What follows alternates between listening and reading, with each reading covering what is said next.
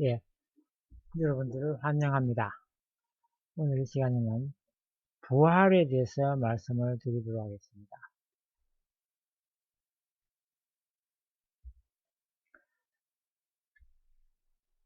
성서의 예언을 문자 그대로 받아들인다면 예수님이 재림하실 때는 죽은 성도들의 육신이 다시 원상 그대로 모습으로서 살아나올 것으로 보아야 합니다. 이것은 현대인들의 이성으로는 도저히 납득할 수 없는 사실이기 때문에 우리들의 신앙생활에 커다란 혼란을 가져오게 됩니다.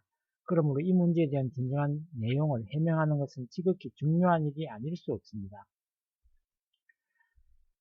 부활이란 말은 다시 산다는 뜻입니다. 다시 살아야 하는 것은 죽었기 때문입니다. 그러므로 부활의 의의를 알기 위하여는 먼저 죽음과 삶에 대한 성서적인 개념을 분명히 알아야 합니다. 누가복음 9장 60절의 기록을 보면 죽은 자는 죽은 자들로 하여금 장사 지내게 하라고 말씀하셨습니다. 이 예수님의 말씀 가운데서 죽음과 삶의 서로 뜻을 달리하는 두 가지 개념이 있을 수 있는 것입니다. 첫째는 장사를 치러야 할 제자들의 부침과 같이 육신의 목숨이 끊어지는 죽음입니다. 이것에 대한 삶은 그 육신이 생리적인 기능을 유지하고 있는 상태를 의미합니다. 둘째는 장사 지내기 위하여 모여서 활동하고 있는 사람들을 지적하여 말하는 것이 죽음입니다. 이 죽음은 하나님의 사랑의 품을 떠나서 사탄 주관권 내에 떨어진 것을 의미합니다. 이것에 대한 삶의 뜻은 하나님의 사랑의 주관권 내에서 그의 뜻대로 활동하고 있는 상태를 말합니다. 그 육신이 활동하고 있다 하더라도 하나님의 주관권을 벗어나서 사탄의 주관권 내에 머물러 있으면 그는 창조 본연의 가치 기준으로 보아 죽은 자가 아닐 수 없습니다.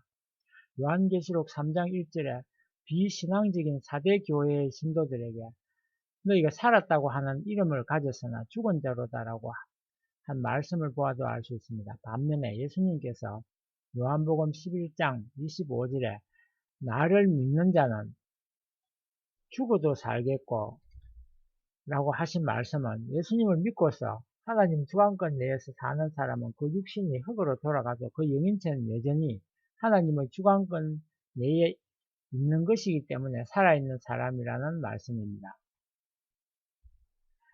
그럼 타락으로 인한 죽음은 무엇일까요? 어떤 것이 인간 시조의 타락으로 초래된 죽음일 것인가 하는 것입니다. 하나님은 원래 인간이 타락되지 않았어도 늙으면 육신은 흙으로 돌아가도록 창조하셨습니다. 창조 원리에 의하면 육신은 노쇠하면 벗어버리고 그 영인체만이 무형세계에 가서 영원히 살게 되어 있습니다. 물질로 된 생물체로서 영원성을 가지고 있는 것은 하나도 없습니다. 그러므로 인간의 육신도 영존할 수 없습니다. 만일 영원히 존재한다면 영체의 갈 곳인 무형세계는 창조할 필요조차 없었을 것입니다. 원래 무형세계는 타락한 인간의 영인체가 가서 살게 하기 위하여 인간이 타락한 이후에 창조된 것이 아니라 이미 인간이 창조되기 전에 창조 목적을 완성한 인간들이 지상에서 생활하다가 육신을 벗은 후에 그 영인체가 가서 영원히 살 수 있는 곳으로 창조되어 있었습니다. 타락 인간이 육적인 생명의 강한 미련을 가지게 된 것은 인간이 원래 육신을 벗은 후에는 보다 아름답고 영원한 무형세계에 가서 영원히 살도록 창조되었다는 사실을 타락으로 인하여 알 수 없게 되었기 때문입니다. 타락으로 인한 죽음은 인간 시조가 선악과를 따먹음으로써 초래된 그 죽음을 말합니다. 창세기 2장 17절을 보면 하나님이 아담과 해와에게 선악과를 따먹는 날에는 정령 죽으리라고 말씀하셨습니다. 그러므로 그들은 따먹은 그 날을 기해서 죽었다고 보지 않을 수 없습니다. 그러나 그 이후에도 여전히 육신생활을 계속하면서 자손을 번식하여 오늘의 타락한 인류 사회를 이루어 놓았습니다. 그러므로 타락으로 인하여 초래된 죽음은 육신의 목숨이 끊어지는 것을 의미하는 죽음을 말하는 것이 아니라 하나님의 선주관권으로부터 사탄의 악주관권으로 떨어지는 것을 의미하는 죽음을 말하는 것입니다.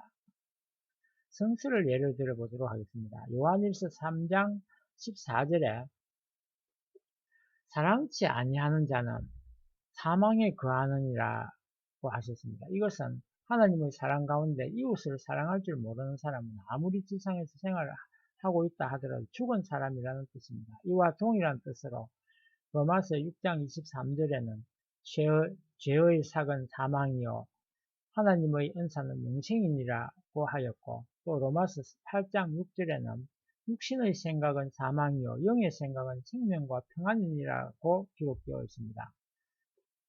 그럼 부활의 의에 대해서 말씀을 드리도록 하겠습니다. 우리는 이제까지 인간이 목숨이 끊어져서 그 육신이 흙으로 돌아가는 것을 타락으로 인한 죽음인 것으로만 알고 있었습니다.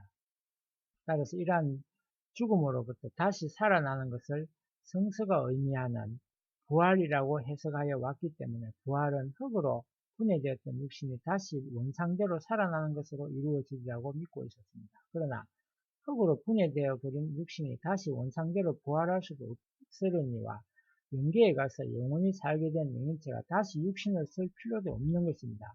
그러므로 부활은 인간이 타락으로 초래된 죽음, 즉 사탄 주관권 내에 떨어진 입장으로부터 복귀 승리에 의하여 하나님의 직접 주관권 내로 복귀되어 나아가는 그 과정적인 현상을 의미하는 것입니다.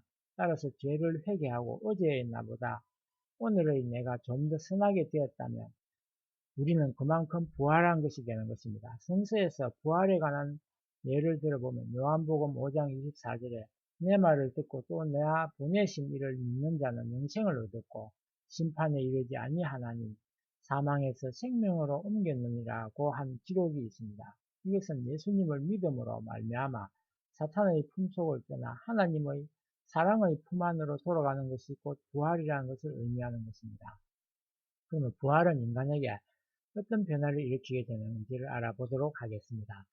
선악과를 따먹고 타락된 아담과 해와는 죽은 것이 사실이지만 외형적인 아무런 변이도 일어나지 않았습니다. 다만 불안과 공포로 인하여 그들의 안식이 변한 정도였을 것입니다. 그러므로 타락된 인간이 선악과를 따먹기 이전의 인간으로 부활된다 하더라도 그의 외형상에는 아무런 변화도 생기지 않을 것입니다. 예수님은 창조 목적을 완성한 인간으로 오셨으나 외형은 타락 인간에 비하여 아무런 차이도 없었습니다. 타락 인간이 부활로 인하여 하나님의 주관을 받게 되면 그 심령의 변화를 일으키게 되어 육신도 사탄이 우거하는 전으로부터 하나님 계실 수 있는 성전으로 성화되어 가는 것입니다. 그러면 부활 승리에 대해서 말씀드리겠습니다. 부활 승리는 그럼 어떻게 하시는가 하는 것입니다. 부활 승리는 복귀 승리이기 때문에 재창조 승리입니다. 따라서 부활 승리는 창조 원리에 의하여 승리하십니다. 첫째로 후대의 인간들은 그 이전의 선지 선열들이 쌓아 올린 심정적인 기도로 말미암아 복귀 승리의 시대적인 혜택을 받게 됩니다. 둘째로 부활 승리를 위한 말씀을 인간이 자신의 책임 분담으로서 믿고 실천해야만 그 뜻이 이루어지게 되어 있습니다. 셋째로 영인체의 부활도 지상의 육신 생활을 중심하고서만 이루어지게 되어 있습니다. 넷째로 승리기간의 질서적인 3단계를 거쳐서야 완성하게 되어 있습니다. 지상인에 대한 부활 승리를 말씀드리면 부활 기대 승리에 대해서 먼저 말씀을 드립니다. 하나님은 아담 가정에서부터 부활 승리를 하기 시작하셨습니다. 그러나 그 뜻을 받들고 나선 인물들이 책임 분담을 완수하지 못함으로써 그 승리는 연장되어 나오다가 2000년 후에 믿음의 조상 아브라함을 찾아 세움으로써 비로소 그것이 이루어지기 시작하였습니다. 따라서 아담으로부터 아브라함이 이르기까지 2000년 기간은 결과적으로 다음 시대에 들어 부활 승리를 하실 수 있는 그 기대를 조성한 시대가 되었습니다. 그러므로 이 시대를 부활 기대 승리 시대라고 하는 것입니다. 그러면 두 번째 소생 부활 승리 시대를 말씀드리겠습니다. 부활 승리를 시작한 아브라함으로부터 예수님이 이르기까지 2000년 기간은 소생 부활 승리를 해 나오셨습니다. 따라서 이 시대를 소생 부활 승리 시대라고 합니다. 이 시대는 구약의 말씀을 인간이 믿고 행함으로써 의로움을 받도록 승리하셨으므로 행위 시대라고 합니다. 이 시대의 인간들은 율법을 행함으로 말미암아 그의 영인체가 영인체를 이루고 육신을 벗으면 그 영인체는 영인체급 영계에 가서 살게 됩니다. 장성부활 승리는 예수님이 십자가에 돌아가심으로 말미암아 부활 승리는 완성을 보지 못하였고 재림기까지 연장되었습니다. 이와 같이 연장된 2000년 기간은 영적 구원에 의하여 장성부활 승리를 해온 시대이므로 이 시대를 장성부활 승리 시대라고 합니다. 이 시대는 신약의 말씀을 인간이 믿음으로써 의로움을 받도록 승리하심으로 신의 시대라고 합니다. 이 시대의 인간들은 복음을 믿음으로 말미암아 그 영인체가 생명체를 이루고 육신을 벗은 후에는 생명체적 영계인 낙원에 가서 살게 됩니다. 완성부활 섭리에 대해서 말씀드리겠습니다. 재림하시는 예수님에 의하여 영적 아울러 부활하여서 부활 섭리를 완성하는 시대를 완성부활 섭리 시대라고 합니다. 이 시대의 모든 지상인들은 하나님의 완성부활 섭리에 의한 시대적인 혜택을 받을 수 있습니다. 이 시대는 신구약을 이루시기 위해 새 말씀을 믿고 주님을 직접 모심으로써 의로움을 받도록 섭리하심으로 시의 시대라고 합니다. 이 시대의 인간들은 재림 주님을 믿고 모심으로 말미암아 영육 아울러 완전히 부활되어 생명체를 이루게 됩니다. 이와 같이 지상에서 생명체를 완성한 인간들이 생활하는 곳을 지상천국이라 하고 육신을 벗으면 생명체급의 영계인 천상천국으로 가서 살게 됩니다. 그럼 천국과 나하고는 어떤 차이가 있을까요? 이제까지 기독교 신도들은 원리를 잘 몰랐기 때문에 낙원과 천국을 혼동해 왔습니다. 예수님이 메시아로서 지상에 강림하셨던 목적이 완성되었더라면 그때 이미 지상천국은 이루어졌을 것이었습니다. 이 지상천국에서 생활하던 완성한 인간들이 육신을 벗고 생명체를 완성한 영인체로서 영계에 갔더라면 천상천국도 그때 이루어졌을 것이었습니다. 그러나 예수님이 십자가에 돌아가심으로 말미암아 지상천국이 이루어지지 않았기 때문에 천상천국에 들어간 영혼은 하나도 없습니다. 그렇기 때문에 천상천국은 아직도 비어 있습니다. 이것은 곧 인간들을 중심 삼고 보면 아직 천상천국이 완성되지 않았다는 이야기도 됩니다. 예수님은 당시에 모든 사람들이 믿어주지 않았던 가운데 자신을 믿어준 오직 한 사람이었으며 십자가의 동반자였던 강도에게 함께 낙원에 들어갈 것을 허락하셨습니다. 예수님은 메시아로서의 사명을 완성할 수 있는 소망적인 과정에서 천국에 들어갈 것을 강조하셨지만 십자가의 죽은 길에 임해서는 낙원에 들어갈 수밖에 없게 된 사실을 표명하셨던 것입니다. 낙원은 지상에서 예수님을 잘 믿음으로써 생명체급의 영인체를 이루어 가지고 육신을 보고 간 영인들이 천국 문이 열릴 때까지 머물러 있는 연계를 말하는 것입니다. 말세에 일어나는 영적인 현상에 대해서 말씀을 드리도록 하겠습니다. 장성기 완성급에서 타락되었던 인간이 복귀 섭리에 의하여 소생구약 시대를 지나 장성 신약 시대의 완성급까지 복귀되어 타락되기 이전의 입장으로 돌아가는 시대를 말세라고 합니다. 이 시대는 아담과 해와가 타락되기 직전 하나님과 일문일답하던 그때를 세계적으로 복귀하는 시대이므로 지상에는 영통하는 사람들이 많이 나타나게 됩니다. 말시에는 너는 주라는 계시를 받는 사람들이 많이 나오게 됩니다. 이것은 하나님이 아담과 해와에게 피조세계의 주가 되라고 축복하셨던 입장을 복귀했다는 뜻이며 또 그들은 각자의 사명 분야에서 재림주님을 위한 시대적인 대신 사명자로 택함받은 사람들이란 뜻입니다. 그런데 이와 같은 사정을 알지 못하여 자기가 재림주인 것으로 잘못 알고 행동하다가 즉 그리스도가 됩니다. 영통인들의 혼란을 그럼 어떻게 막을 것인가?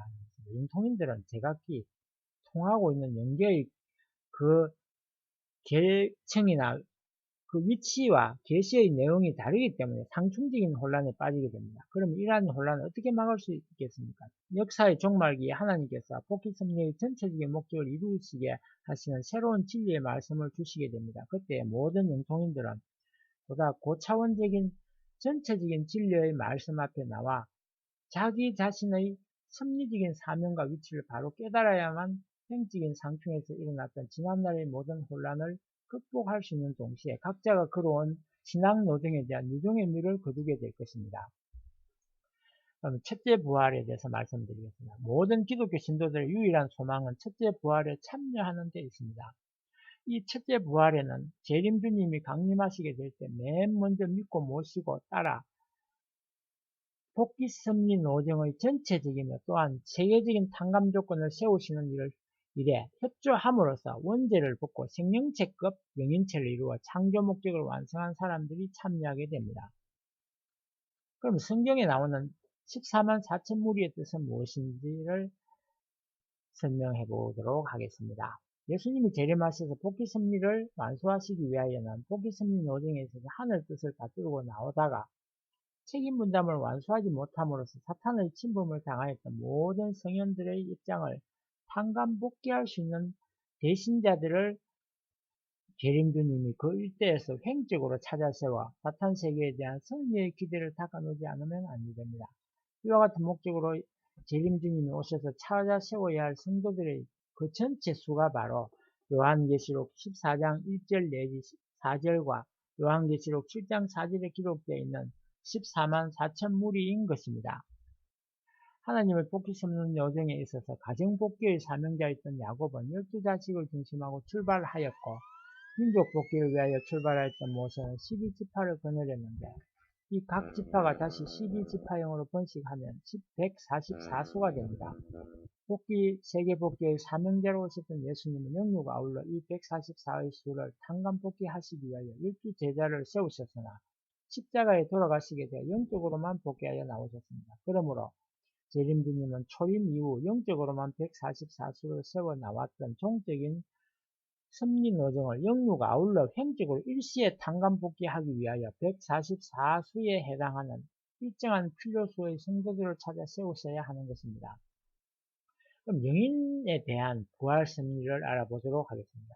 영인들이 재림 부활 섭리와 하는 방법에 대해서 알려드리도록 하겠습니다. 영인체는 육신을 떠나서는 성장할 수 없으며 부활할 수도 없습니다.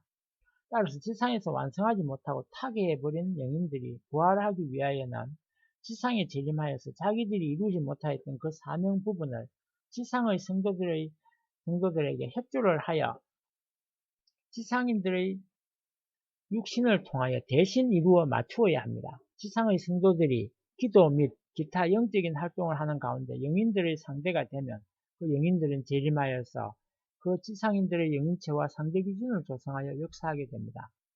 그럼 기독교를 믿고 간 영인들의 재림부활은 어떻게 이루어질까요?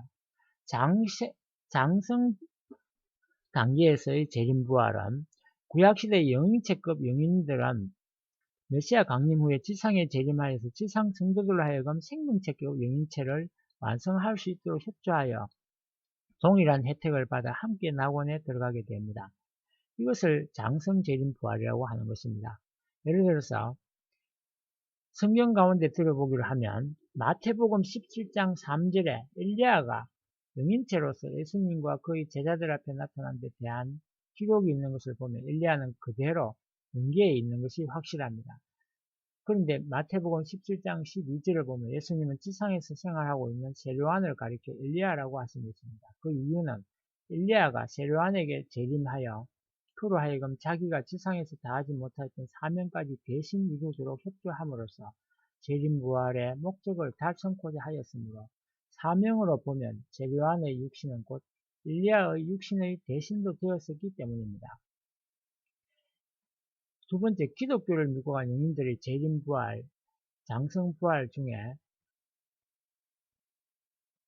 마태복음 27장 52절을 다시 보면 예수님이 십자가에 돌아가실 때 무덤에서 자고 있던 성도들이 많이 일어났다고 기록되어 있습니다. 이것은 구약시대의 영인체급 영인들이 지상 성도들에게 협조함으로써 자기들도 함께 생명체를 이루기 위해 영적으로 재림한 것을 보고 기록한 것이라고 말씀을 드렸던 것입니다. 예수님의 십자가의 대속에 의하여서 갈 수 있는 낙원에 비교해 볼 때 구약시대 영인들이 머물고 있던 곳은 보다 어둡고 괴로운 세계에 있기 때문에 이것을 무덤이라고 하였던 것입니다.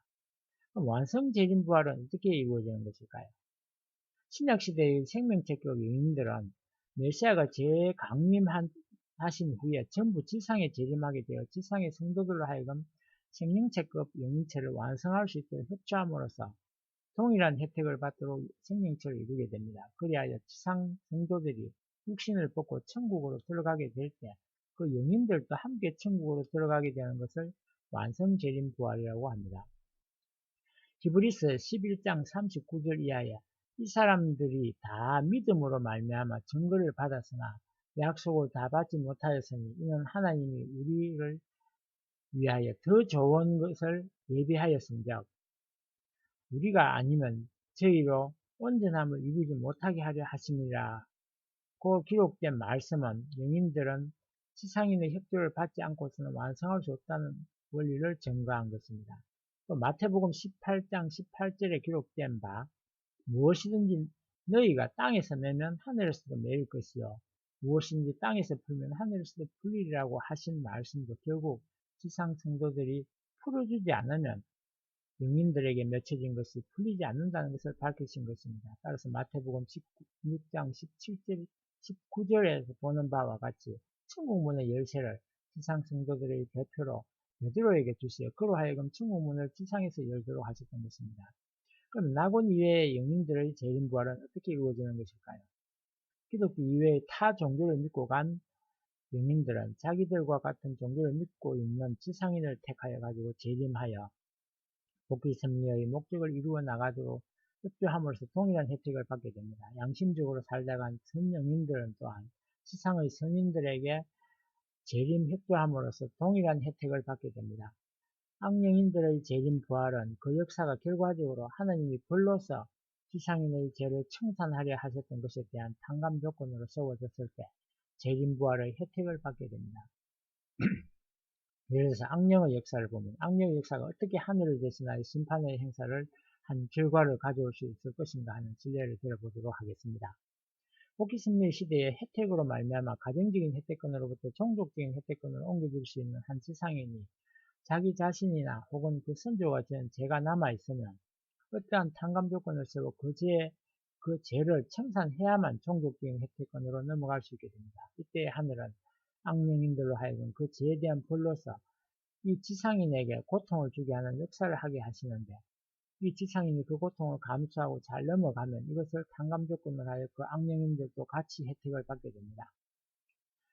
그러면 이 악령들의 역사에는 두 가지 방법이 있습니다. 직접 역사하는 방법과 간접적으로 역사하는 방법입니다. 악령인으로 하여금 직접 그 지상인에게 접하여 역사하게 함으로써 그 지상인이 스스로 청산해야 할 죄에 대한 탕감 조건을 세워 나아가게 하는 방법이 있으며 간접적인 역사로는 그 악령인이 어떤 지상인에게 직접 역사하려는 것과 동일한 정도의 범죄를 행하려는 다른 지상인 악인에게 그 악령인을 재림하게 하여서 그 악인으로 하여금 실체로서 지상인에게 악의 역사를 하게 함으로써 탕감 조건을 세워나가게 하는 방법입니다.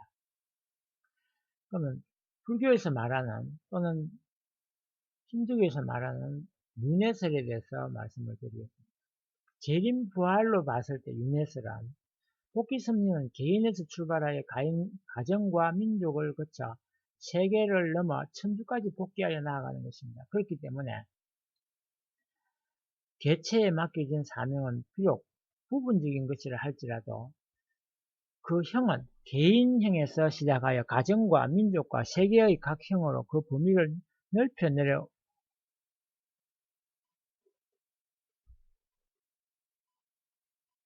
것입니다.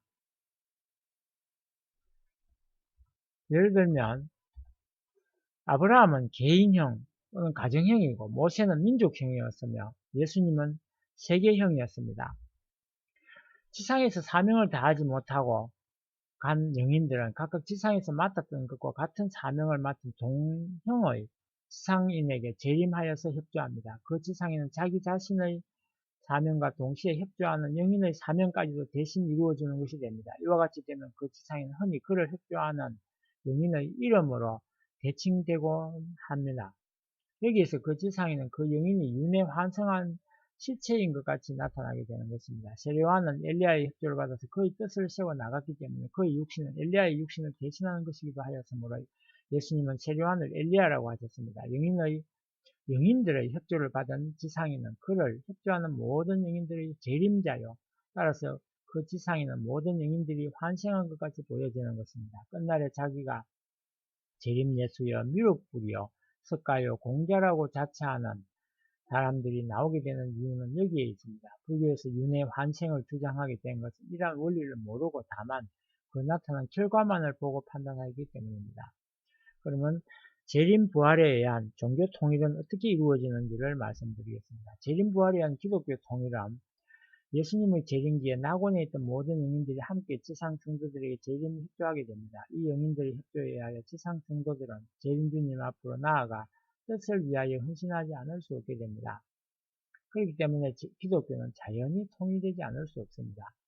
두 번째, 재림부활에 의한 다른 종교의 통일을 말씀드리겠습니다. 기독교는 기독교만을 위한 종교가 아니라 과거 역사상에 나타났던 모든 종교의 목적까지 아울러 성취해야 되는 최종적인 사명을 가지고 나타난 종교인 것입니다. 그러므로 기독교의 중심으로 오실 재림주님은 불교에서 재림할 것으로 믿고 있는 미륵불도 되는 것이고 유교에서 현행할 것으로 고대하고는 진인도 되는 것이며 또 그 밖에 모든 종교에서 나타나리라고 믿고 있는 그 중심 존재가 되기도 하는 것입니다.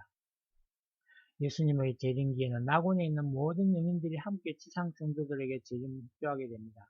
이 영인들의 협조에 의하여 지상 성도들은 재림 주님 앞으로 나아가 뜻을 위하여 헌신하지 않을 수 없게 됩니다. 그렇기 때문에 기독교는 자연히 통일되지 않을 수 없는 것입니다. 그러면 어떠한 종교도 믿지 않고 다만 양심적으로 생활하다가 타계한 영인들은 어떻게 부활을 하며 혜택을 받게 되는가를 알아보도록 하겠습니다. 각각 그들에게도 허락되어 있는 시기에 지상의 재림을 하게 됩니다. 그리하여 양심적인 지상인을 하여금 재림주님을 찾아 모시어 그 뜻을 이룰 수 있도록 협조하게 됩니다. 마태복음 2장 2절 이하에 기록된 바에 보면 예수님의 탄생 때 점성술사들이 예수님을 찾아와서 경배하고 모시었던 일은 이러한 예에 속하는 것이라 하겠습니다. 하나님의 복귀 생명의 궁극의 목적은 전 인류를 구원하시는 데 있습니다. 그렇기 때문에 하나님은 각각 죄를 탕감하는 데 필요한 기간만 경과하면 지옥까지도 완전히 철폐하시려는 것입니다. 마태복음 8장 29절에 사탄이 예수님을 하나님의 아들이라고 증거하였던 것 같이 때가 이르면 악령인들까지도 협조함으로써 점차적으로 창조 목적을 완성하는 방향으로 통일될 것입니다. 네, 감사합니다. 이것으로서 제 말씀을 마치도록 하겠습니다.